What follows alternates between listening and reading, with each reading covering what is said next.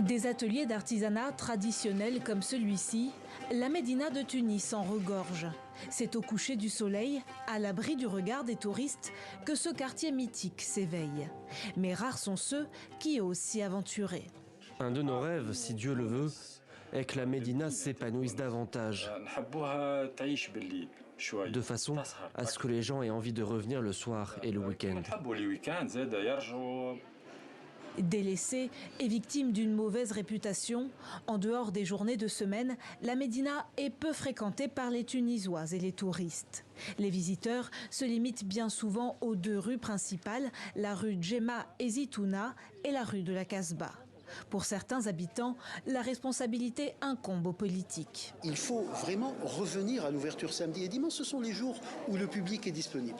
Ceci d'une part. D'autre part, ne l'oublions pas, dans la Médina, il y a 3 ou 4 musées fermés. Le musée de Torbat el-Bey, dont on nous promet la réouverture régulièrement, et rien ne se fait.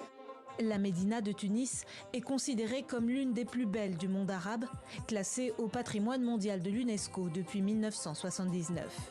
Ses premières bâtisses ont poussé autour de la grande mosquée de la Zitouna à partir du 9e siècle. Bijoutiers, tanneurs, épiciers ou encore parfumeurs y côtoient désormais de nombreux événements culturels lancés par la société civile. Et sur le plan économique aussi, les citoyens s'organisent.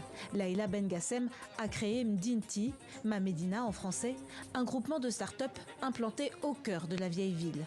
Nous sommes des micro-entreprises qui croient énormément au potentiel de créer un nouveau dynamique culturelle.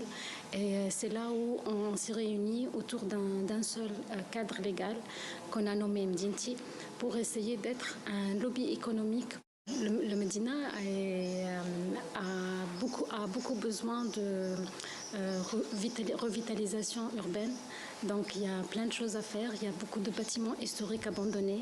Prolonger les nuits du Ramadan, organiser des soirées cinéma sur les toits ou des chasses au trésor nocturnes, les idées ne manquent pas pour attirer un public plus jeune et plus branché dans les ruelles de la Médina où bat le cœur de Tunis.